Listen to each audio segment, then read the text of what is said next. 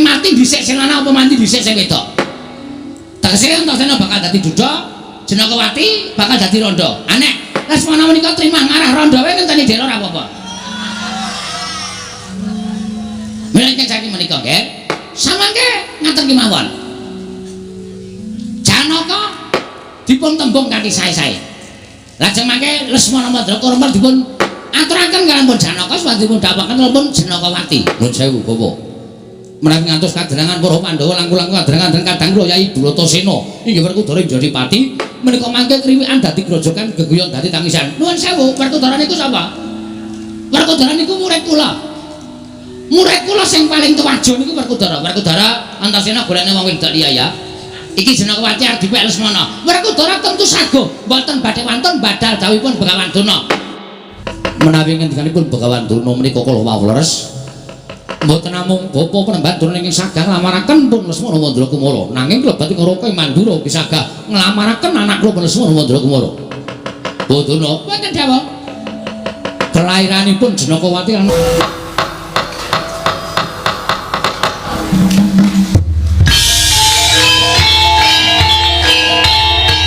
dilanjutkan pagelaran wayang kulit semalam suntuk oleh Ki Dalang Sena Nugroho. Selamat menyaksikan.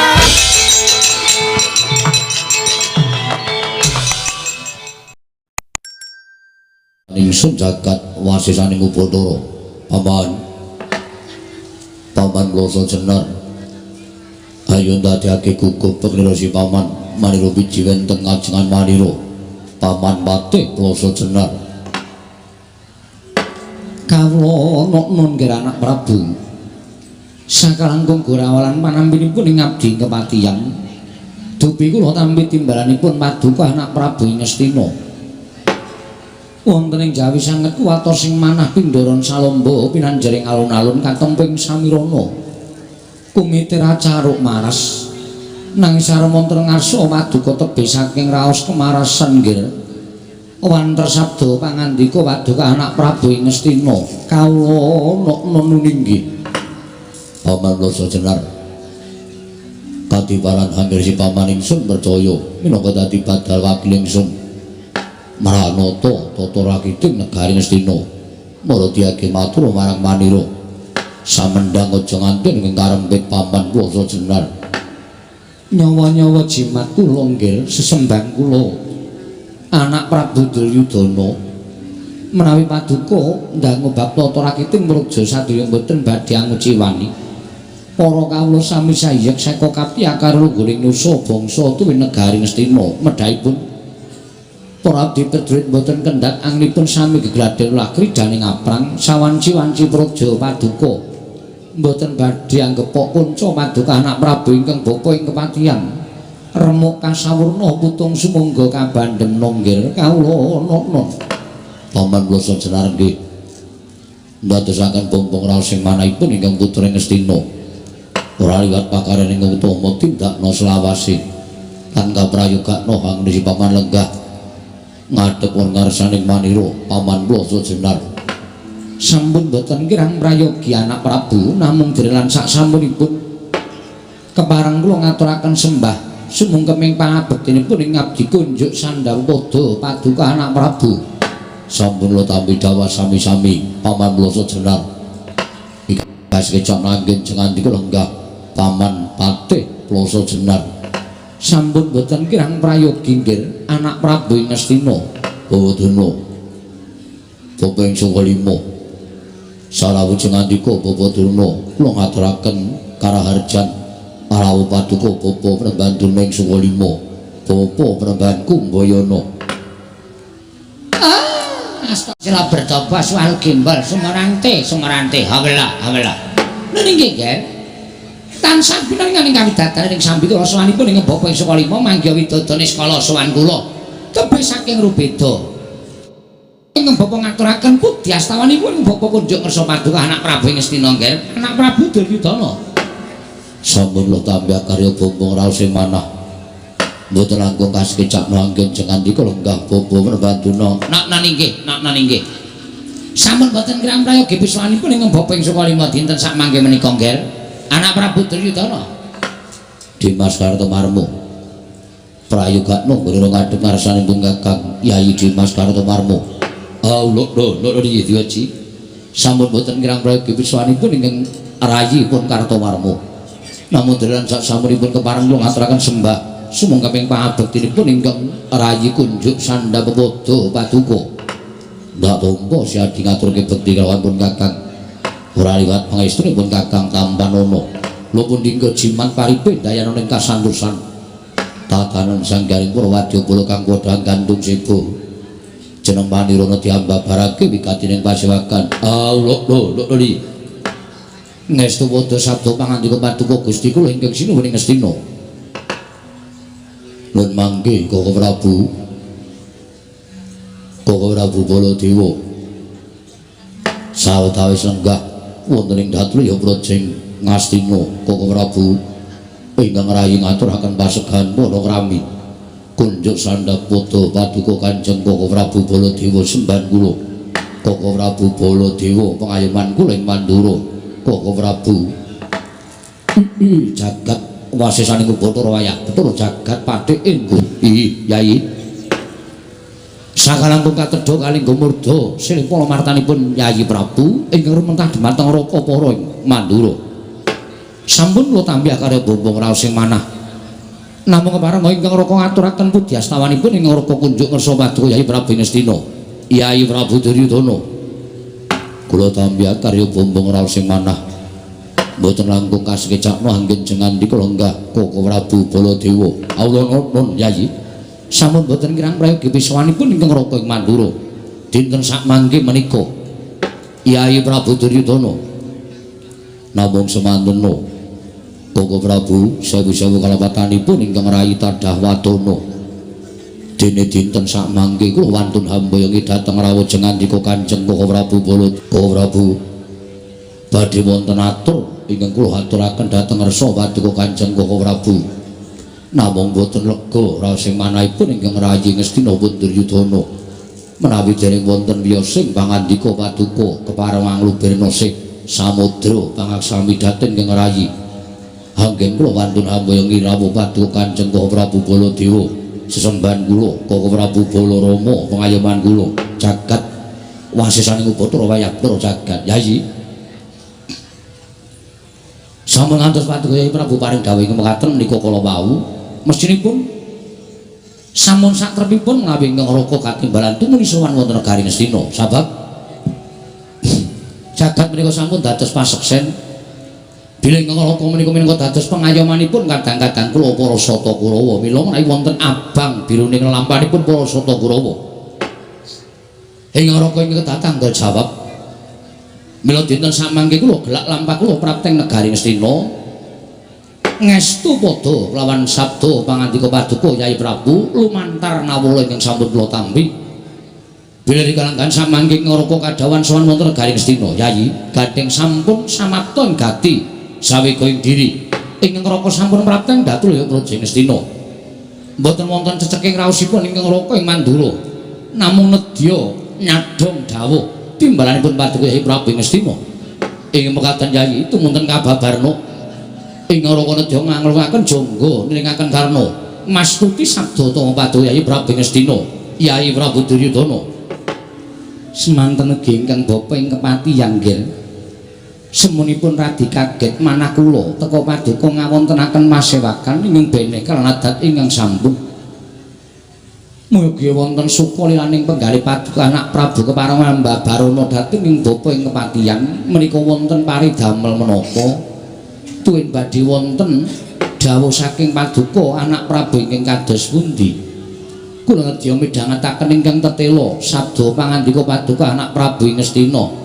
Senajan ingkang bapa saka lima semanten ugi nggih teka paduka ngawontenaken pasewakan ingkang beneh lan adat ingkang sampun andadosaken kejot raos sing manahipun ingkang bapa saka lima menawi kepareng kawedaring kathah tumunten ngababarna nanging menawi wadi tunggang sentana para punggawa lan para nayaka monggo kula dherekaken manjing salebeting kedaton pepanggihan catur netra lan ingkang bapa saka lima kula nedya midhangetaken sabda pangandika paduka anak Prabu Duryudana. Menapa dene paduka ngawontenaken pasewakan ingkang beneh lan adat ingkang sampun menika nggih anak Prabu Jaka Pitana.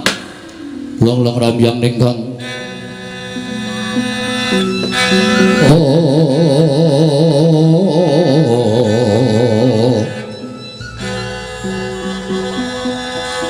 Lirwang Candra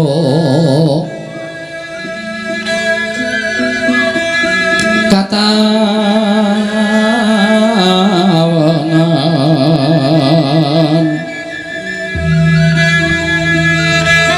sumo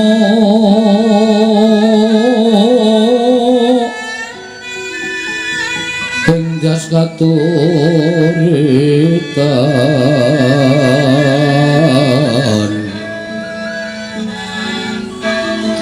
lemut kapiataning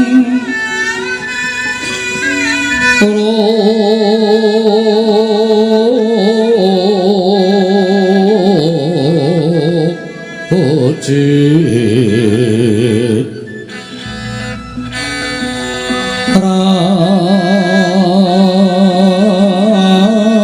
ram remendri ya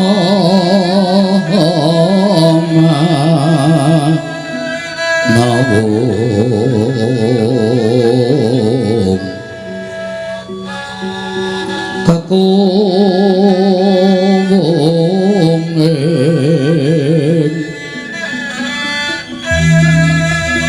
kakungeng wang wisesa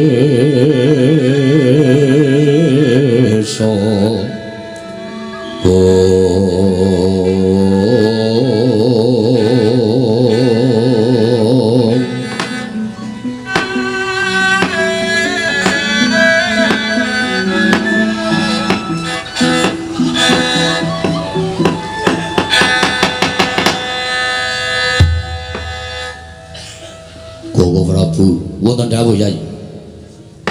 Hari kelenggan samangke kula mboten badhe ngrembak perkawis negari miwakan rindranipun ingkang putra utawi ingkang rayi Ngastina.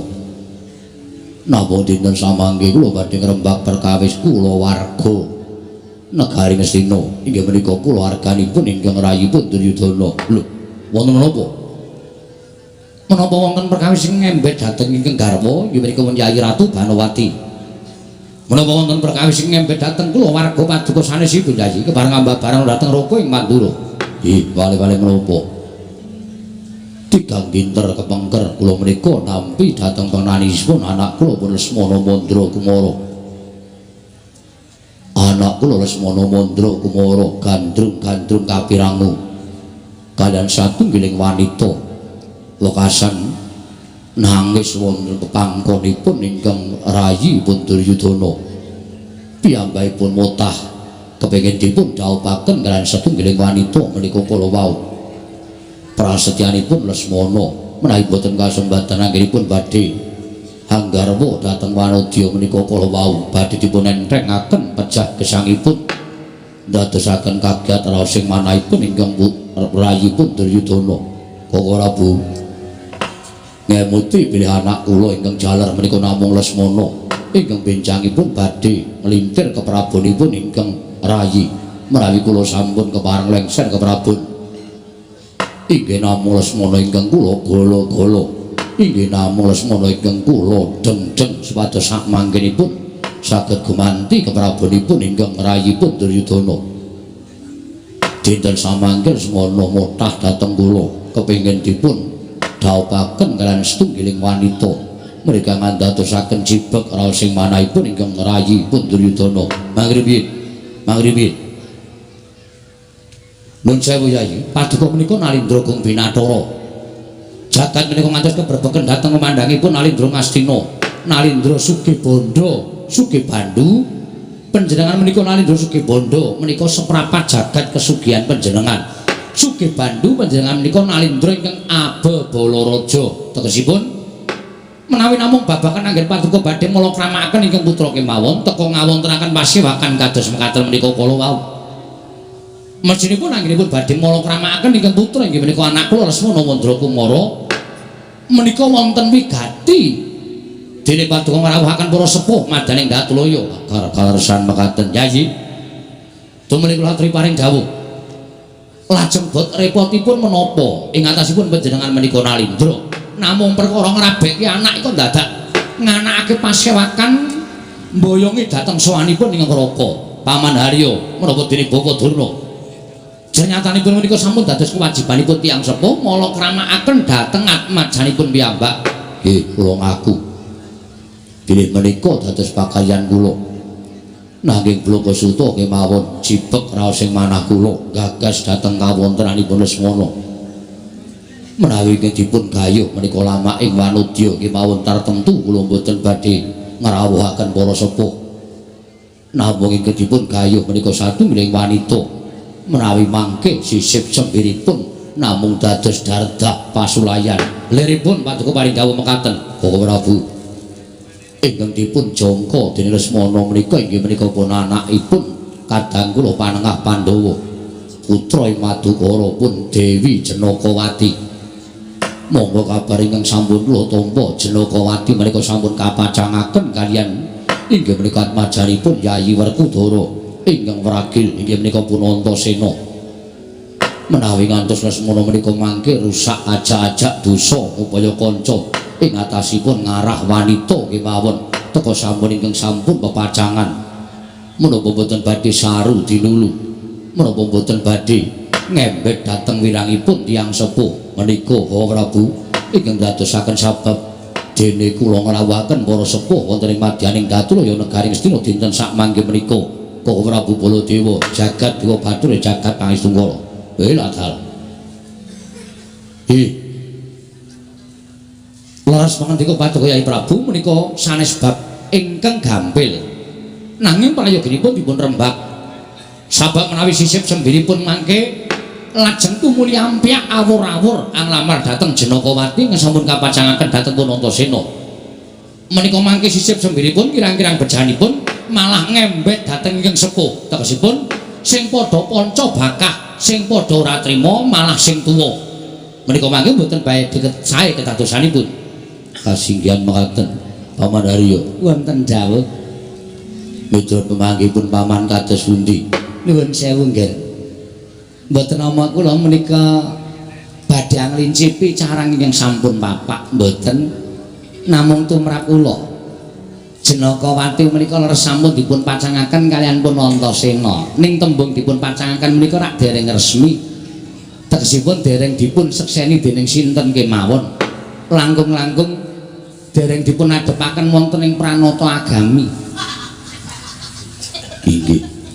Tegesipun dereng sah. Menawi dereng dipun adepaken wonten ing pranata agami ingkang cara sak mangke ijab. Menika tegesipun Jenakawati menika tasih sah dipun gayuh sinten kemawon. Menawi cara kula kados mekaten menika. Nuwun sewu nggih, kula kok rada mathuk, rada cocok kaliyan manggihipun Adipati Hayya Sengguni. Jenyatanipun Jenakawati menika namung dipun pacangaken kaliyan Antasena. Wong sing dipacangake menika saged dipun rusui nggih. Saged dipun rusui. Kanten kados pundi mangke supados saged angewat dhateng temanten putri supados sak mangke purun rawuh pun Lesmana Mandra kumara wayah kula. Menapa inggih dipun iming-imingi Mas Picis Rajabrana, dipun iming-imingi kelenggan derajat pangkat. Kula kita samangke badhe saged tumuli lajeng nilar dhateng pun Antasena, ning samangke lajeng tumuli telok dhateng pun wayah kula Lesmana Mandra kumara. Wadana. Wonten dawuh. Nuwun sewu. Jenakawati kaliyan Antasena menika sampun dipun pacangaken. Leres, leres. Kenging menapa Bapak Dana lajeng aja-aja dhateng Kyai Prabu Dirtana supaya misahake pepacangane Jenakawati kaliyan Antasena. Nuwun sewu, Ger. Tiyang dipun pacangaken menika rak dereng resmi to. Tegesipun tasih saged dipun suwun, tegesipun saged-saged dipun rebat ngaten.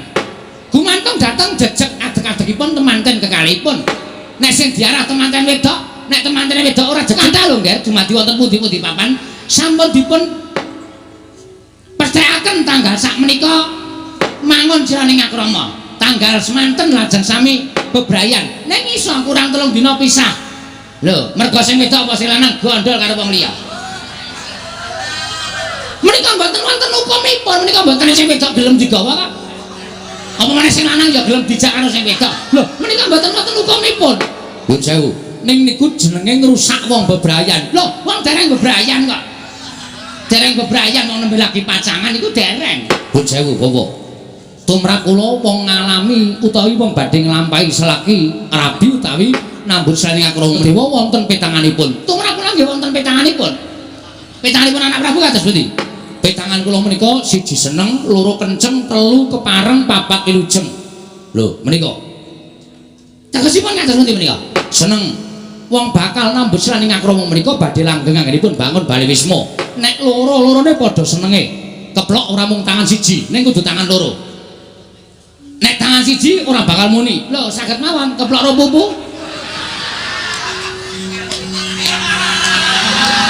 Nek menika saged muni. Mangri napa dicendulani riyen? Nggih, terus. Kaping kalih kenceng. Lho kudu menika, kudu kenceng. Nek ora kenceng ora rabi. Ingkang kenceng menika manahipun. Manahipun nggih. Manahipun kudu kenceng, sebaya mukti, sebaya padha dicangking, ning abot padha dipikul. Merga wong lakoni salaki rabi menika padha-padha nggone ngembat urip bebarengan. Mula dijenengi garwa. Rong pribadi ingkang wis dadi sak badan menika tegesipun garwa. Nggih. Lajeng kepareng menika tiyang sepuhipun temanten kakung lan temanten putu sampun kepareng. Mergi tiyang lampahi salaki rabi menika mboten kok njodokaken awakipun piyambak, ning ya njodokaken wong tuwa, njodokake mitra kawruh tangga teparu lan sak sedulur. Menika wong lakoni salaki rabi. Sing nomor 4 wilujeng, ora ketang sarwa ringkes diwilujengi. Manut tata cara adat budayane dhewe-dhewe. Menika tumrap kula. Menawi tumrap kula ngaten menika. Menawi tumrap Bawadurna tanganipun kados pundi? Wonten nggih, namanipun Pancasuda. Pancasuda nggih. Pancasuda menika tanganipun dinten kelairanipun temanten kakung, lajeng dipun jumlah kaliyan dinten kelairanipun temanten putri, dipun suda 5. Mangene dipun suda 5 menika tasih turah setunggal. Siji, menika tegesipun pegat pati. Lho, pegat pati menika terus pundi? Temanten lanang wedok menika mboten cocok nambah saling akrama merga bakal pegat pati tegese bakal dadi duda utawa urung tutuk lek padha bangun Bali Wisma, salah siji wis tekaning pati. Niku nek tiba siji, nggih. Nek digunggung sisa loro niku jojo. Ngaten, loro niku jojo. Loro niku jojo apik nggone mangun Bali Wisma. Ning perkara rejeki ora iso ditentokke merga mung kae jojo tok. Nek diturah telu niku wahyu, ya jojo, ya rejeki, ya uripe. Bebasan menggok ya ngemplok obah mamah. Niku telu. Nek papat turah papat niku tegese pegat. Nek ora pegat wonge pegat rezekine. Ketoke ora rumah tanggane tentrem ning rezeki ora tau ana. Banyu mili ngradak-ngradak rono-rono ngilah-ngilih. Niku tiba papat. Oh ngaten. Nggih, dados nuwun sewu nggih, kula menika ngertos wetonipun Janakawati menika kula ngertos. Lajeng kula yo ngerti wetonipun Antasena menika kula ngerti. Wong loro niku nuwun sewu, Janaka mboten metung, Werkudara ora metung. Ning saking saka 5 kula niku jane wis metung. Bocah iki ku nek nganti lakon rabi ora bakal langgeng gone mangun Bali Wisma. Merga tanganipun temanten kalih menika turah setunggal utawa siji tegese pegat pati. Nek dilakoni mati dhisik sing lanang apa mati dhisik sing wedok. Tegese Antasena bakal dadi duda, Janakawati bakal dadi randha. Anek Lesmana menika trimah ngarah randha wae ngenteni dhewe ora apa-apa. Menika saking menika nggih. Samangke ngaten kemawon. Janaka dipun tembung kanthi sae-sae. Lajeng mangke Lesmana Mandraka Rempel dipun aturaken kaliyan Janaka supados dipun dawuhaken kaliyan Janakawati. Nuwun sewu Bapak. Menawi ngantos kadherengan para Pandhawa langkung kadherengan kadang kula Yai Bratasena inggih Werkudara Jodipati menika mangke kriwikan dadi grojogan geguyon dadi tangisan. Nuwun sewu, Werkudara niku sapa? Werkudara niku murid kula. Murid kula sing paling tuwajo niku Werkudara. Werkudara Antasena golekne wong wedok liya ya. Iki Janakawati arep dipek Lesmana. Werkudara tentu saguh, mboten badhe wonten badal dawuhipun Begawan Duna. Semaur iya iko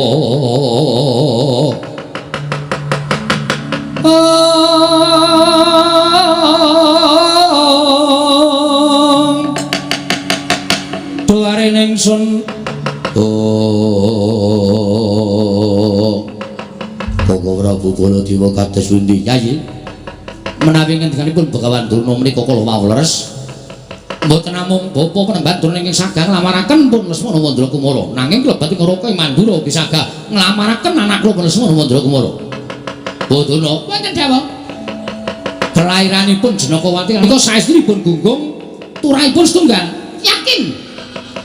Menika sampun boten badhe dipun wangsuli malih, menika sampun dipun tetepaken turah setunggal. Tegesipun menawi antasenengan Janakawati menika kelampan daup menika mangke badhe pegat pati dadi duduk utawa randha.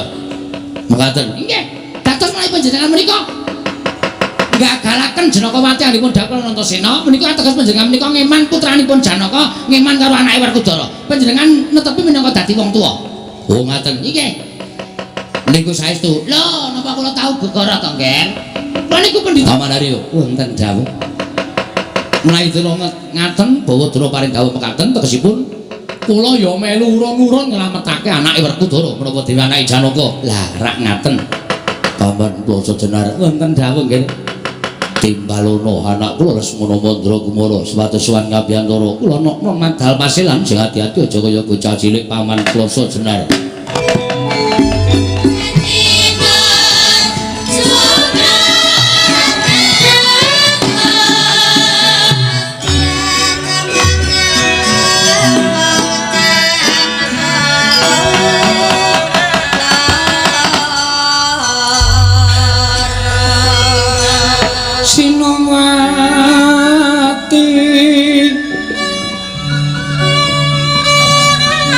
Sinawati cekap kinari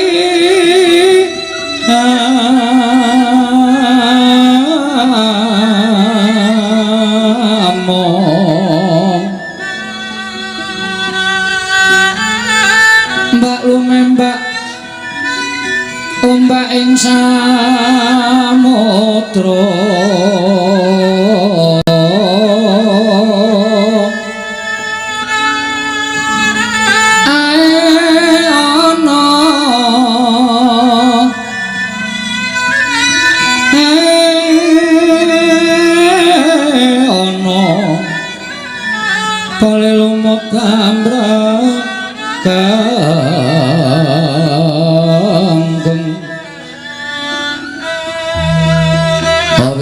denceng-dencengan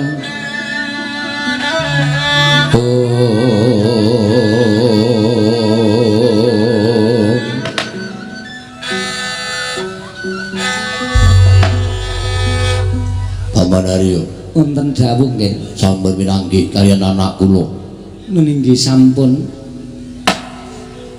munggi enggal kadang ingkang putra sampun ngabiyantara nggih anak Prabu Ngastina paman kula sejenar lenggah prayogi kula nestakaken dawuh anak Hanuhandita bocah mursid iso mikul dur mendem jero karo wong tuwa aja mung kantheng ning pangucap kababaro dadi pakarti Lesmana Mandra Kumara atmajaku padha raja sapratamu Lesmana Mandra Kumara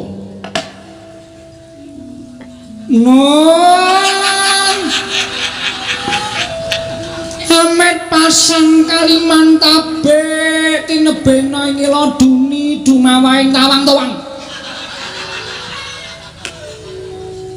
linepatna ing tulamanu Rama yo kepareng kula ngaturaken sembah sumungkeming pangabekti kula konjo ngersa paduka Kanjeng Rama yo pastuku tampanana kula pundi engga jejimat paripe dayanana ing kasantosan paring pangestu paduka Kanjeng Rama Prabu Duryudana yo Lesmana inggih Rama prayoga nunggon lenggah ning ngarsane ingsun sampun boten kirang prayogi anggen kula ngabiyantara ngersa paduka Kanjeng Rama Prabu iya Lesmana iya lho aja wangsulan nggih nyuwun pangapunten Rama wayah Mas katuran karaharjan Eyang Pate Sengku Wilujeng Eyang bekti kula katur ngersanipun Eyang Patih. Inggih kula tampi nggih. Dawah sami-sami. Inggih Eyang rinten dalu mboten kendhat anggen kula ndedonga. Mugi Eyang Patih sengkuni enggal pinapanaken wonten ing mapan ingkang sekeca. Nah, biar anak kula semono. Padha raja sapratamu. Noningge wa Prabu Baladewa wilujeng kepareng kula ngaturaken sembah sungkeming pangabekti kula Kunjawa. Ya tak tampa pangestune wong tuwa wae tampanono. Kula pun dienggo jejimat paripe dayanana ing kasantosan. Iya prayogakno nggon mulungguh. Sampun boten kirang prayogi.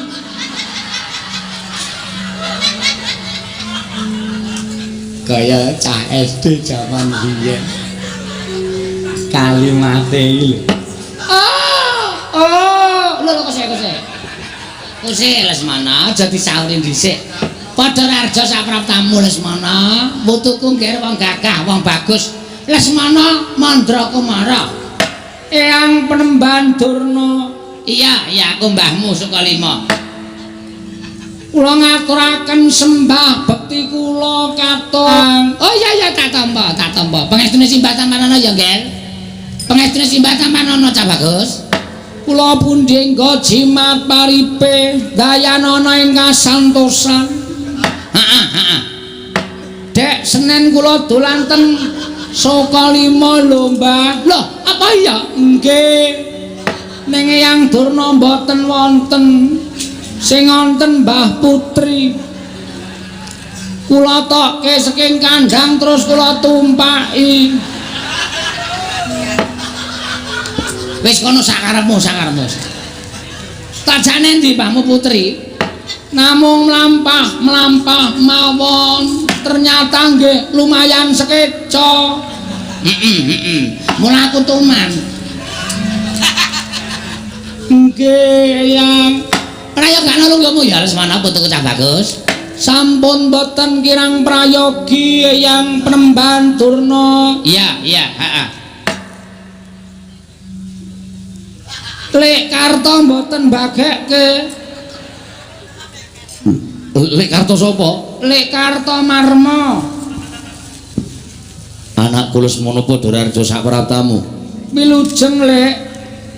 Bekti kula kunjuk. Tak tampa pangestune wong tuwa tampanono nggih Cah Bagus. Kula pun dienggo jimat paripe Rama. Ada sesuatu. Teka paduka Kanjeng Rama nimbali dhateng ingkang putra pun Lesmana Mandrakumara. Lesmana wonten dawuh 3 dina kepungkur kowe nangis ana ing panggoning pun Rama. Ana wigati apa? Lho. Menika rak pasoting to. Aja edan. Kowe nangis ning panggone wong tuamu. Jare kowe gandrung kalian karo suwijining wanita. Oh, masalah niku to. Iya. Kowe nganti nangis lan matur yen ora kelakon dhaup trima to entrengake patimu. Trima tekaning batin ora iso dhaup karo wanita sing tok kandhake marang pun Rama. Aduh, Rama.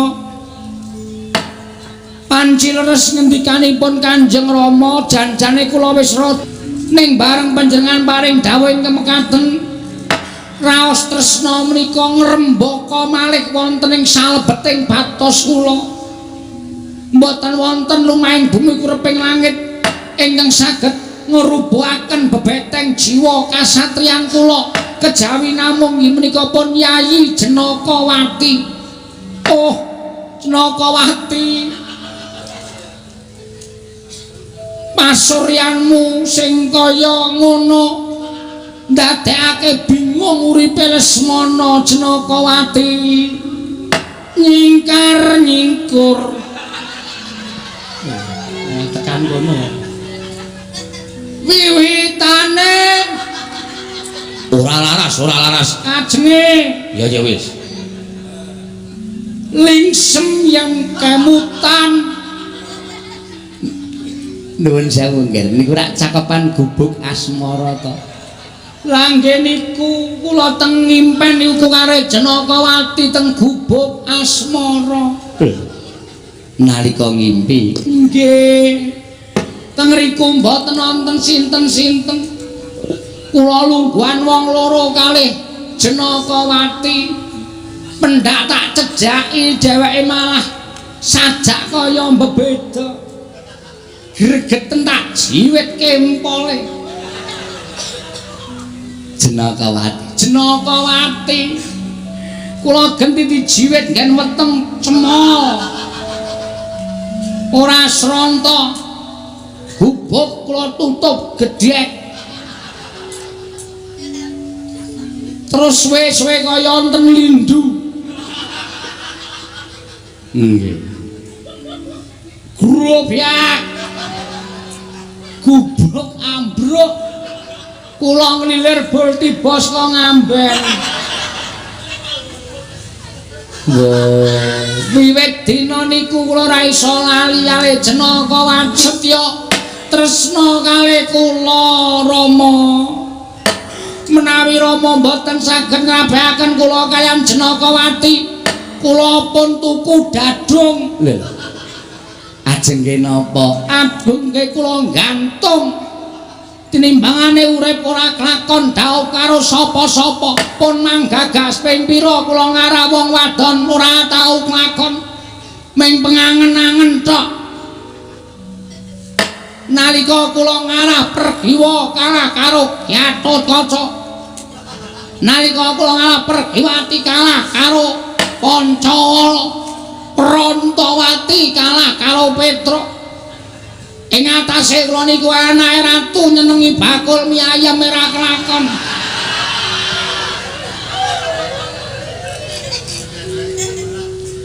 Napa mboten kasangsaya urip kula Rama? Kula niku anak ratu ning didoi kabejan. Iya. Nggih. Sabanjure. Nyumet rokok sik. Iya. Datulaya aja nganti tumindak kaya ngono. Mboten napa-napa Rama. Sabanjure Mula dinten samangke nek nganti kula ora kelakon daup. Kalih Janakawati putrane Paman Juna. Kula trima ngendhat Kalimurda, kula wis ngedhuk sumur. ajeng napa? Nemplung ben sisan alah dene kula niku urip dadi putrane Prabu Duryudana, Ratu Gong Binathara, Sugih Banda, Sugih Bandu. Bandane seprapat jagat arepa kula ni saben dina dibiyuki brana picis, nek kula ora iso nyanding wong wadon lah. Mboten iso ngrasake kanikmataning donya. Gunane apa Lesmana urip? Dina mengentake sabun.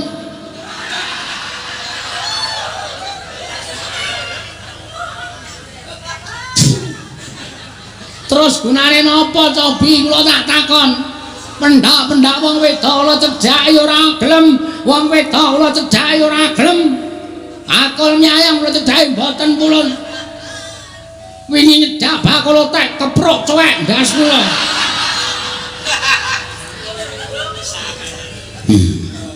Yai, menawi dipun gagas inggih mesakaken sanget nyambut putra menika. Lho piyambak ing atase anak ratu ming kepengin daup kok ora kelakon daup.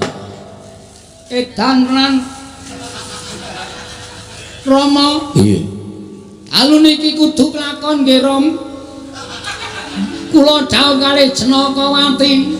Iya. Iya.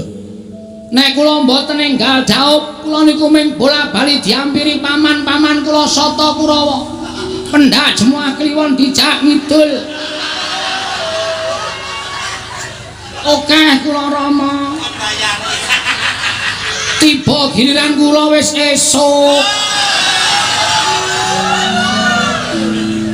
Iya. Nggih, sengkuni barang niku mboten. Tenggelam mboten kok. Alah, sampean sing aja-aja iki kok. Pendanaan kasatriyan kula menipis. Merga sulabawane para sata Kurawa. Mila dinten samangke Rama. Rama, Iya, iya. kula nyuwun Rama kersa ndhaupaken kula kaliyan Jenakawati. Nek mboten estu Rama mboten ajeng nyawang anake urip wonten ing kasatriyan. Eyang, Pripun? kasatriyan kula namine napa? Saroja Binas. Saroja Binangun. Panjenengan dumugi kasatriyan Saroja Binangun mboten ajeng semerep ingkang putra meger-meger nanging namung badhe manggihaken kula dados ngatang-ngatang dados batang Rama. Piye iki kok ming do meneng wae. Kene omong wis berapi-api tak kira terus suluk. Ora. Wah, cilaka iki. Tembungku blas ora dipercaya babar blas. Rama, Ma. Iya. Menawi ngantos kula mboten kalampahan dhaup kalih Jenakawati. Kula ikhlasaken pejah gesang kula. Rama mboten ajeng saged pinanggih kula gesang wonten ing ngalam Padang Rama menika prasetyaning manah kula Rama.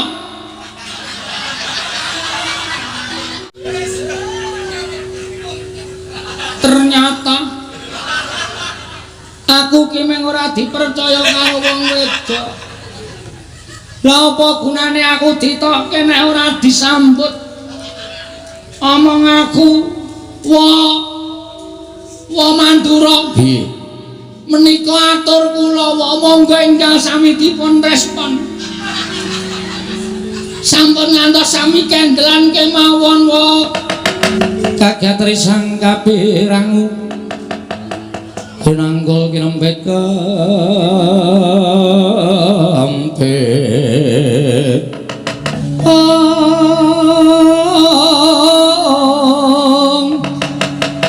Dosang retnaning bawana ya tukang walang adi ya tukang kudu garing ya tukang ana sing tias ing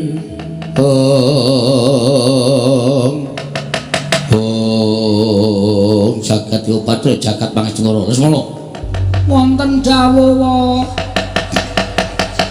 rembugan jroning Datura ya iki mau lek coba mung rembug nggonmu tresna karo Jenakawati. Nggih. Bapak Durna wis maring dawuh yen etungane laire Jenakawati karo Antasena pacangane mau sayektine ora pas, ora gathuk lan ora mathuk. Upama diitung nganggo Pancasuda mau turahe siji tegese pegat pati yen ora dadi duda mesti dadi rondo. Mula wis padha sarembuk yen dina samengko Janakawati ya Jenakawati bakal tak pisah karo Antasena. Bakal tak paringi kowe. Janaka mesti ora bakal wani karo wakmu Mandura. Ah iya Lesmana, Janaka ora bakal wani karo bapakne ya kuwi mbahmu saka lima Lesmana. Dados niki pun sami sarembuk nek kula ajeng dhaup karo Jenakawati. Mangkono nggih. Yo mangkono nggih. La dala ayo.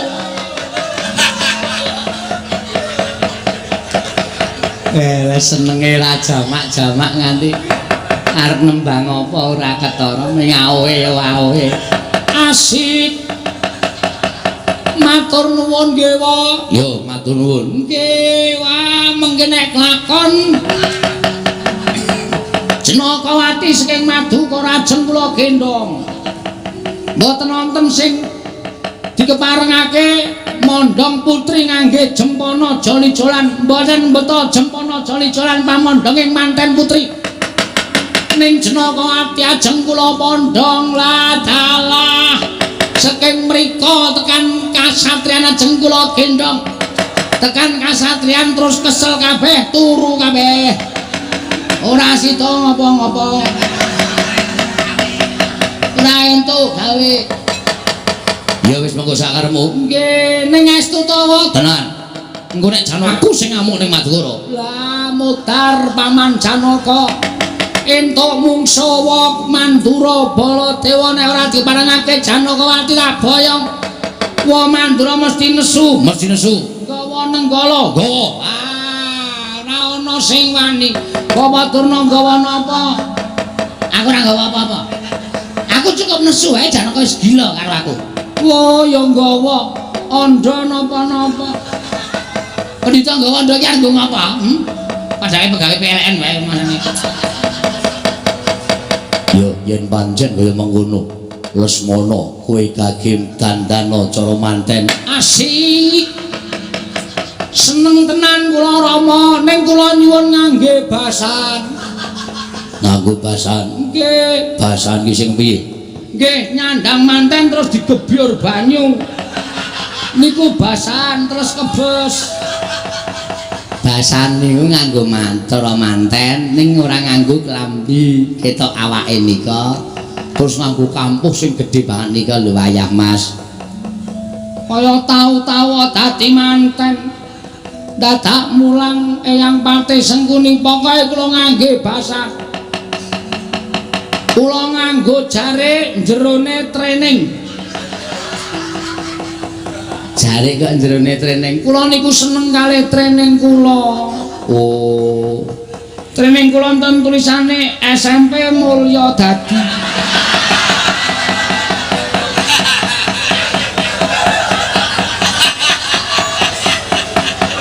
nggih niku kula eman-eman saking seneng kula nggih kula semanggaken nggih ngangge kupluk mboten kula nganggo kabaret linmas oh manten nganggo kabaret linmas niku pripun lho kula niku anggota Linmas Mulya Dadi oh nggih mengke ben keto nek kula niku anggota Linmas nek mboten wonten kula mriki menika mboten tentrem oh maling-maling do wedi nggih merga malinge kula nggih sampun Rama kula nyuwun pamit matal pasaran dandos cara pinanganten yo sing ati-ati aja kaya bocah cilik Eyang Pati kula ajeng dadi manten ya nderek mangayu bagya sekerti jumurung nggih matur sembah nuwun ya nggih sampun nginjen oh mboten sampe niku wong tuwa ning senengane pokal gawene sak penak lah nika kanca kula prat-prit nika nggih nika wis menyambut kula ajeng dadi manten nggih kula semanggaken wa Mandura kula nyuwun pamit yo sing ati-ati dandana cara manten nek Janakawati lak jaluk ora entuk aku sing ngawene Madukara matur sembah nuwun Eyang Penemban Durna apa kula nyambut Eyang Putri nggih arep ngapa meneh manten lanang nite kuda sembrani saking negari ngatas angin nggih ya wis sakarepmu nek Mbak Putri wis ringkih lho lha numpak ora suwe-suwe lho wis ringkih nggih namung saking mriki dumugi wong wis sakarepmu sampun Rama kula nyuwun pamit nyuwun tambah mestu medal Jawi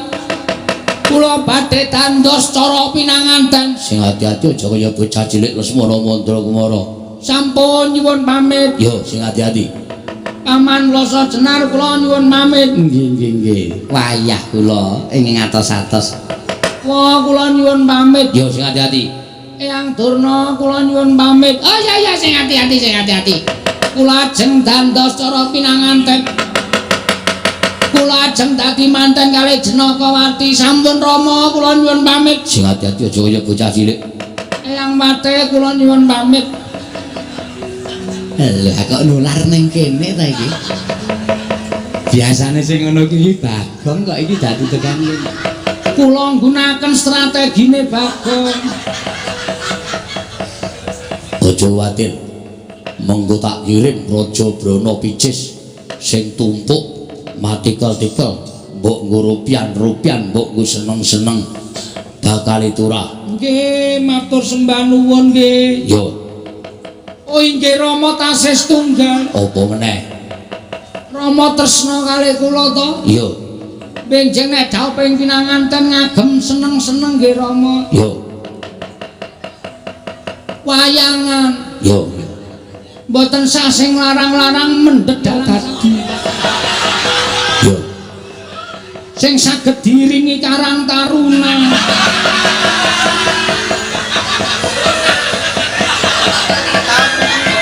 Niku mboten larang, murah tur elek.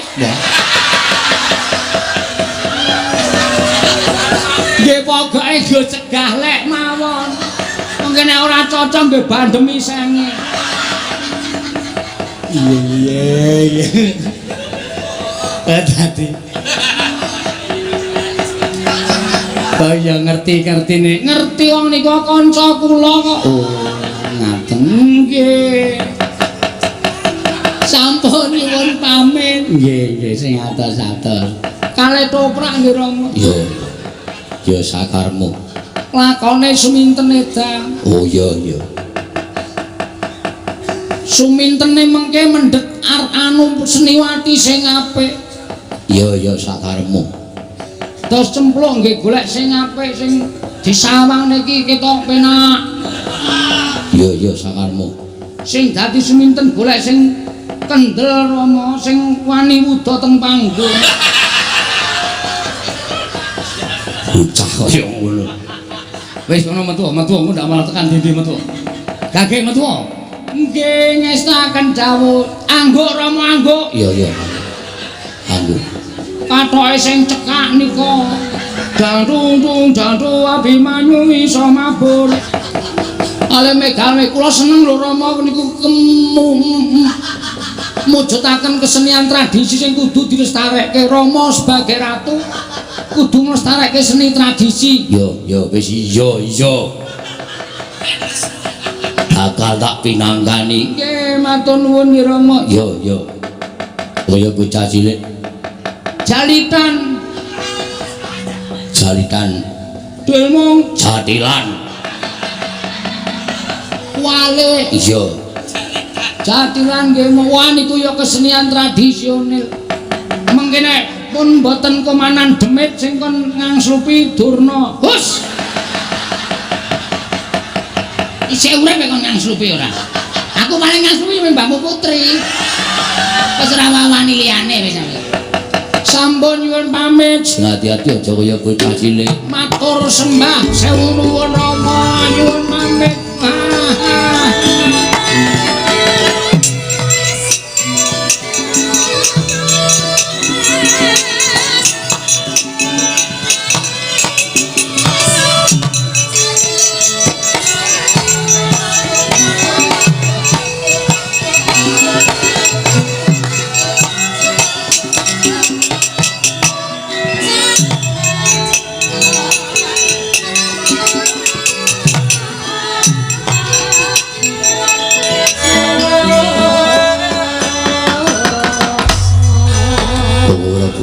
Ngemuti dateng anak kula ing sampun kados mekaten kawontenanipun.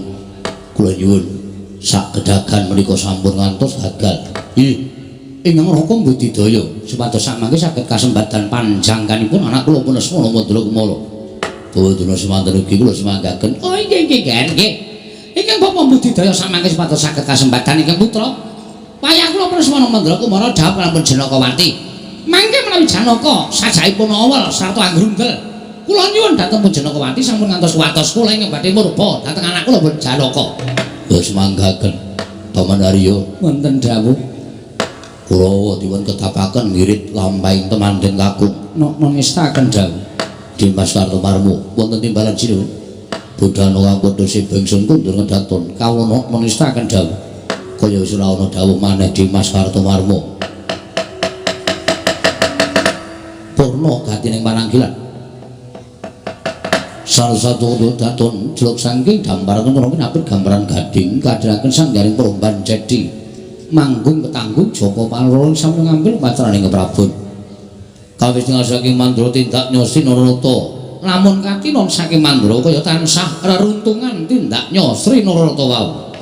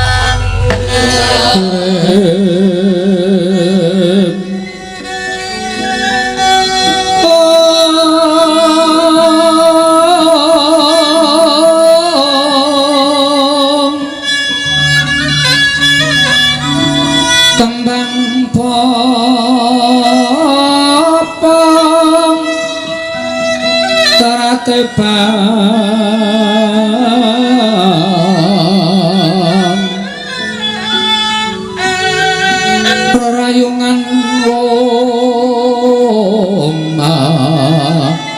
lengkung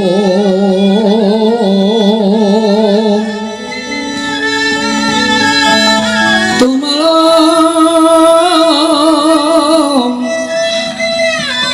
permambat wedyan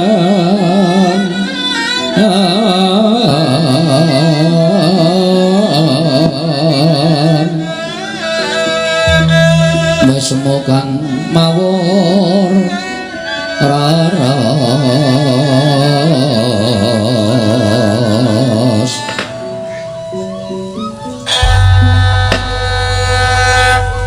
niwang semono mangdin rikana sasmintaning sun jagat wasisane Bathara anakku nggir bocah bagus Setyaka padha raja sapratamu saka ngasatriyan tambak mas sumanggen.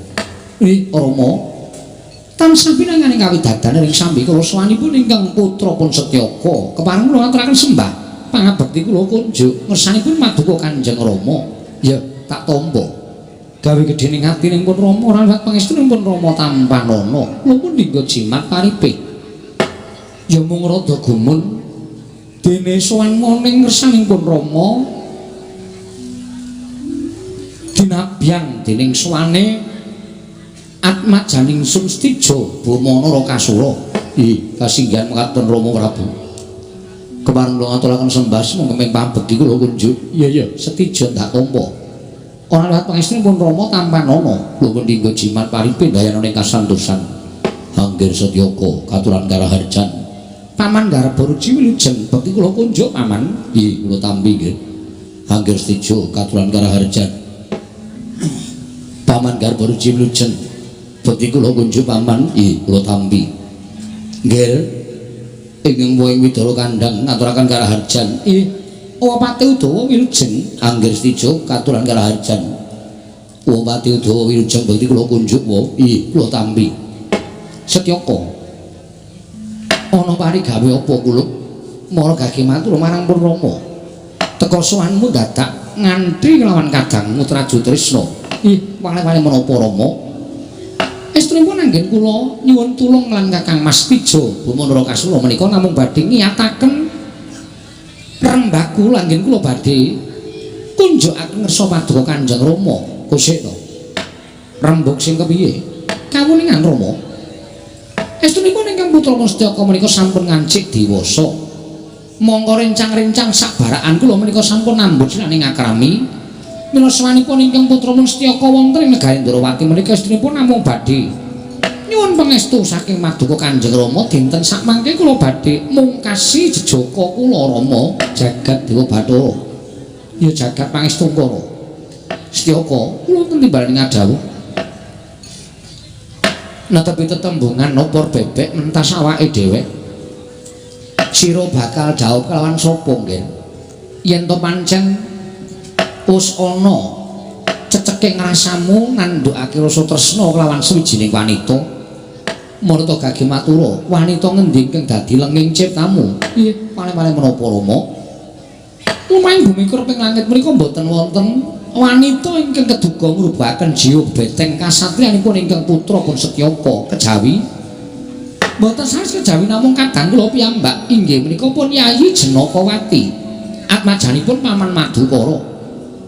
Mlingking saking menika Rama, sawandung sumaduk Kanjeng Rama menika wonten sukaliraning penggalih.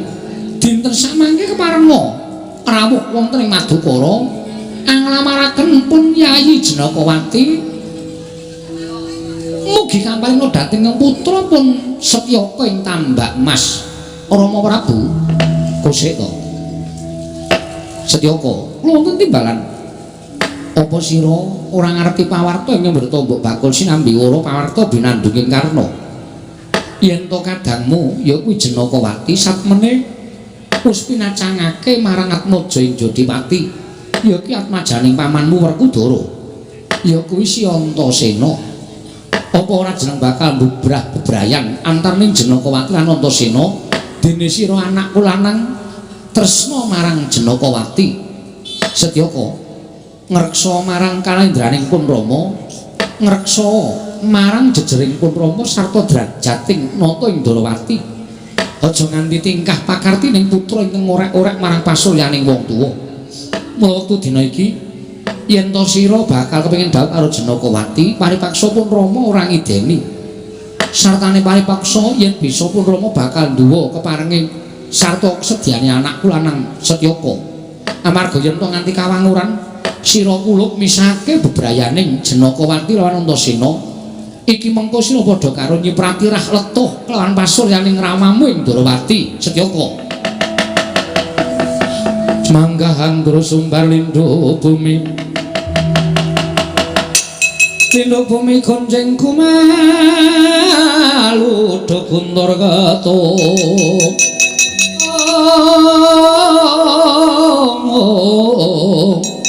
Lumembak menyugang kumambang Sang Wisnu Bathara. Oh, lunamit pasang Kalimantabi tinebene iki lho dene dumawahing tawang tuwak Rama. Kula ingkang putra pun Setija Bamanara Kasura ingkang munjuk ngersa madu Kanjeng Rama. Setija darbi atur apa? Ngemuti bilih ingkang putra kadang kula Isyaka menika putra paduka piyambak. Monggo nyatanipun Setyaka menika sampun kepengin sanget lan kumacelu dipun ladosi inggih menika Yayi Jenakawati. Lajeng wonten pundi purukipun kadang kula pun Setyaka sampun boten wonten ingkang dipun toleh malih kejawi namung paduka Kanjeng Rama Prabu Darawati. Mugi sakmangke anggenakna pangmaos paduka kula kinten Paman Arjuna boten badhe wantun handhuwa dhateng parang paduka. Menawi jengandika Kanjeng Rama Prabu menika kepareng amisahaken pepacanganipun Jenakawati lan Antasena. Kula kinten boten badhe kawratan Paman Janaka maringaken ingkang putra inggih menika pun Yayi Jenakawati tinampi dening kadang kula pun Setyaka.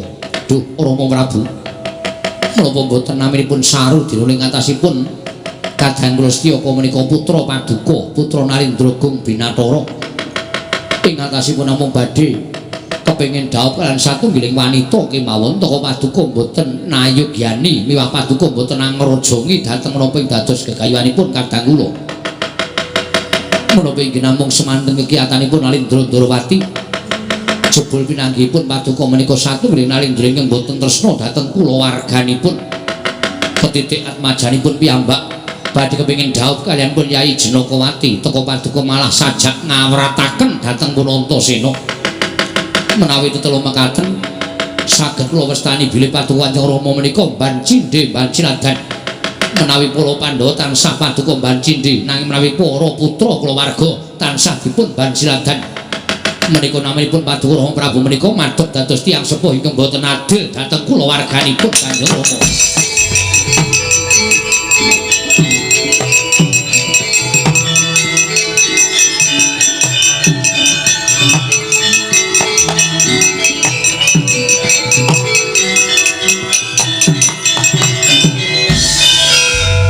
Bathara jagat pangestu karo Setija wonten timbalan ingkang jauh.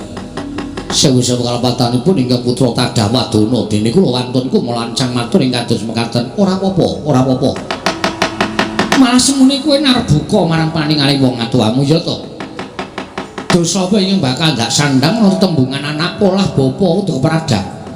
Monggo Setyaka duwe gayuhan dawuh kelawan Jenakawati. Yen to pancen kaya mengkono Stijo, pun Rama ora bakal kabotan. Pancen kudu aku ndhawuhake atmajaku, yen to kateman aku ora bisa ndhawuhake atmajaku doh nyono crak nyono padha mestani. Yen to Ratu Ndarawati iki ora sembodo minangka dadi wong tuwa. Lah rak ngaten Rama wah marem raos Managuna. Dimas Tyaka wonten paring dawuh Ka Mas. Kanjeng Rama wis paring dawuh bakal sembodo mujudake apa gayuhaning Siadi. Waduh ngaturaken panuwun ingkang tanpa pepindhan. Rama Prabu dene paduka sampun nglurasaken menawi dados pamotahipun ingkang putra. Dandana cara pinanganten Setyaka. Ndak irit suwanana ing ngasanti Jenakawati. Ngestakaken dawuh Setyaki mboten timbalan. Kakang Pati Udawa, ayo nderekno budal ingsun kewan Atmajaku Setyaka apa Drisitija prapting jabaning rangkah. Swawi Koko Prabu kula dherekaken monggo sinuwun kula dherekaken.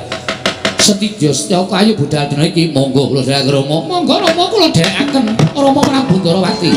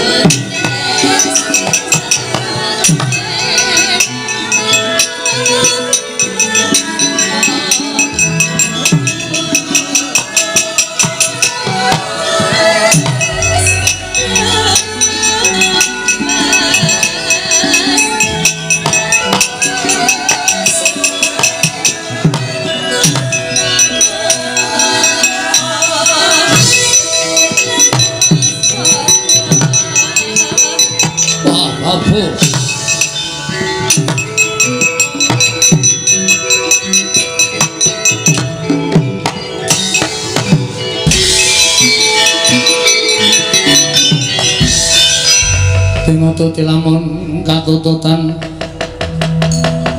lamun mangsa prawira tegdaya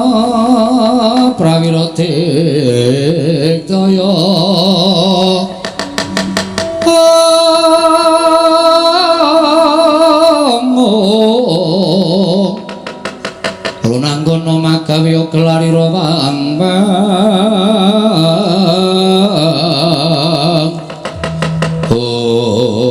wah durung suwe barisaning para sata Kurawa budal saka negara Ngastina katrenju iki lakone Setyaki dasar para nyata Kartomarma ya pancen bener ana wigati apa dene kowe ngirit sawadya kula segelas papat liwat dalan kene Setyaki ana waran aja takon karepku ayo minggir iki wadi tumraping sapa wae yen kena tak ngibaratake bakal nglakokake dom sumrupe banyu. Lho, gedhe sujanamu apa abamu? Oleh bacot ora oleh ngruda pariweksa. Kena liwat dalan kene ning bongkok ana gamanmu, gulung ana benderamu.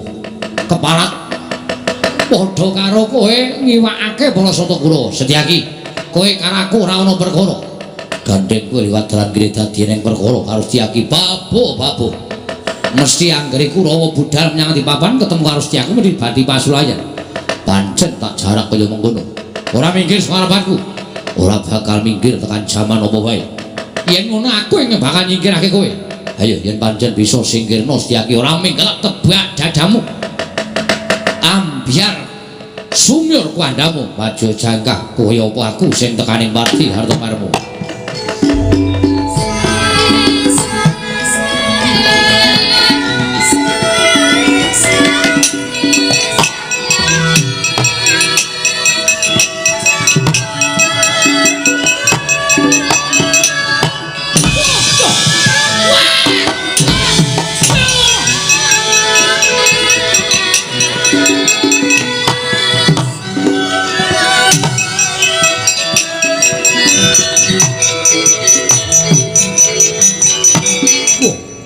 Batama Setyaki bubar barisan kula ngamuk punggung srotam toh nirbana wikara rasa dadakan bebangal ayo kowe apa aku sing tekaning pan mat wah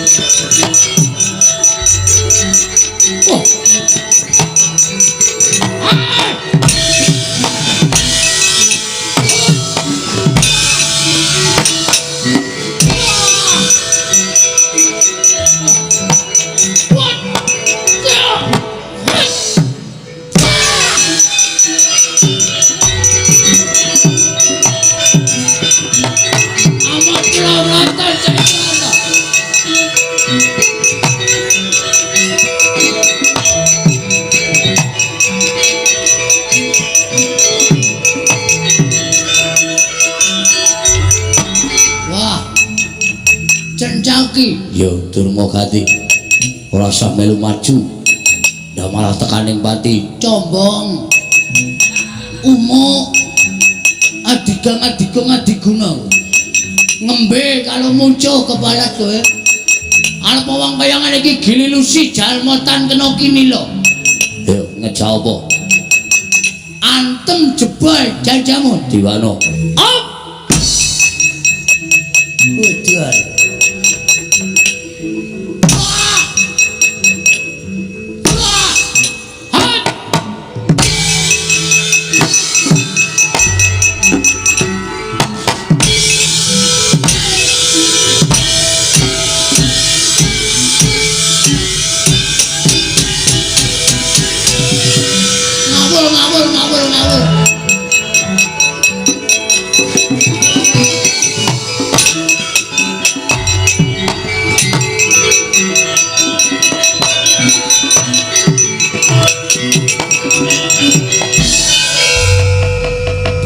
kula man kula semanggaaken ora Kurawa kok dadi geger ora karo-karuan iki ketemu sapa pinanggi kalian Setyaki kula minget ngiwa dheweke melu ngiwa kula nengen dhewe melu nengen sajae ora gelem disimpangi Senjaki pancen kali kula mesti gawe perkara terus dadi perang Senjaki ket biyen tekan saniki digdaya man wah tenagane saya tuwa saya tambah rusak tangane kepelane saya antep kula semanggaken man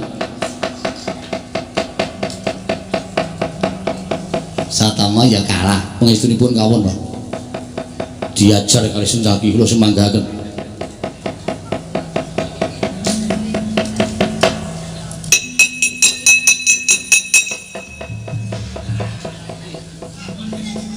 ngapa kok raine ditutupi apa jelek wah hah kete jelek wah jagi babudi aduh lah kok cangkemmu rusak kaya ngono ta Dur apa te jelek apa jelek sih pertama aja jadi kok cuma ding kawan aja bu kebetulan caca selebete ngono ta udah nol aja beli ada datang ada datang weh kayak muni radong kok cetro kenapa ya kata kamu tak rusak apa cangkeme rusak kabeh ada apa kita tak rusak untune dobrotor untune dobrotor protol kan berdepan aja kapan itu kata bahaya dia tuh apa deh di putihkan aku untune dobrotor kan protol apa dia apa dah bersih kan bersih apa perih kan ada mana itu dia dobrotor perih Kodong mula rasane perih-perih wae.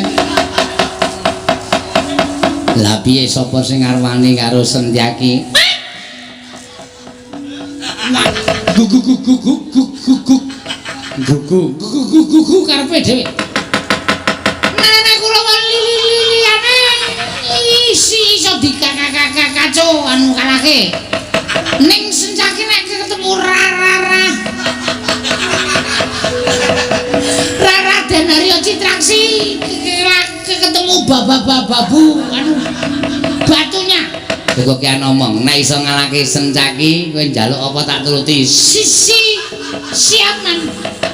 Sencaki kula potane. Kuandane kula sempal babu meneh. Baune man.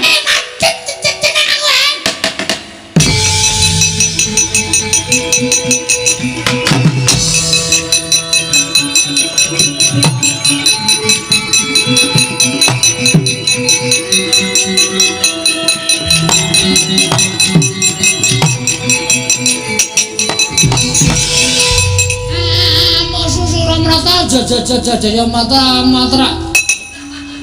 Jaya matra imbang padha Sencaki dasar Pranyata Citraksi ki itu iya dasar Pranyata arep opo tekan kene lho kok kowe apa aku sing bakal tekaning pati Citraksi apa iki gelut iki ora mung gelut ning nggon sepi.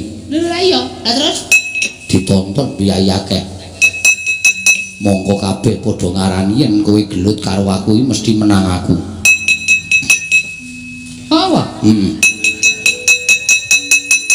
Nek nganti menang kowe, wong nonton semene iki padha mangkel kabeh. Ora wangun, ora sak mestine Citraksi kok menang karo Sencaki. Ning nek ngengko belut menang Sencaki mong semene wis ngelumrahke dasare pancen kudu menang aku. Ya. Ayo. Lala terus dinimbangane kowe gelut karo aku, kowe menang disawang wong ora wangun, luwung kowe mundur ning kalah ning wangun. Begitu ya? Iya. Iya, Sencaki wis nek ngono wong urip ki golek wangun. Lah iya. Mula kang saka kuwi penakno kowe nang kene aku tak mundur ora sida perang ning wangun. Lah iya. Oke, selamat berkarya. Sukses, salam budaya.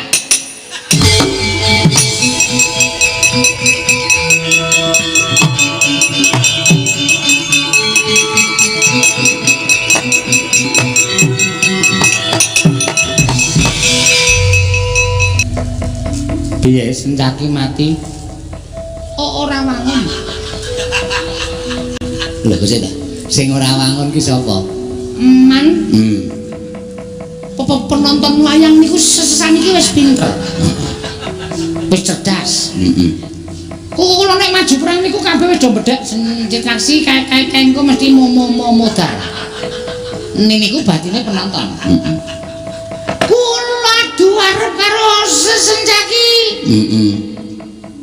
Sencaki ngomong kali kula, Citraksi, nek iki ngomong menang kowe, kingko ki posisine ora wangun. Ditonton wong akeh ya mesti dodo ora seneng mergo kok Citraksi kok menang. Mula nek manut aku mbangane kowe engko menang ora wangun, luwung saiki kowe bali ning wangun. Bener ta, Man? Bener ora? Mbangane kula wani karo Sencaki, kula ngetoke adegdayan kula menang ning Wagu. Awulung kula mundur ning gleleng, nggak ta? Asida perang ora. Lho, lah ora. Sing penting mundur ning gleleng. Wong urip iki golek glelenge kok. Lah iya. Heeh, ya bener. Wis kana mundur ban cabane ndasmu. Lho. Aja nesu, Man. Aja nesu. Masa cagane mambruk. Kula lak omong apa anane to saniki umpama sampean. Heeh. Sampean maju. Terus dinekke karo musuhe. Nek nganti kowe menang karo aku kuwi ditonton penonton ora wangun. Ora trimo dadalange goblok. Citraksi kok menang ki mulai rasa nonton wayang-wayang apa? Citraksi kok kaya ana mundur. Mundur. Nek ora wangun. Wangun. Lelek niku urip paling penak niku ngomong ngoten niku. Kita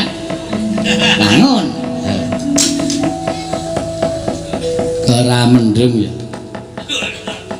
Nek mendung tak suwun kira sing gawe urip nyambron di hasil citraksi ya. Rumangsaku wong kok gobloke ora jamak. Sing goblok sapa? Lho, kok krungu wong nang riki karo riki kok. Kuku kula niku ora lumado ming nang eblek niki. Ha iya. Lah sapa meneh sing arep maju ya? Paman. Kepareng kula badhe majeng paman. Citraksa Kasimbian.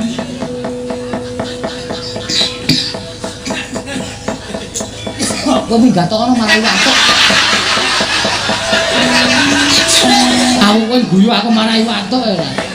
Wis Citraksa aja maju ndak malah marahi mengguk.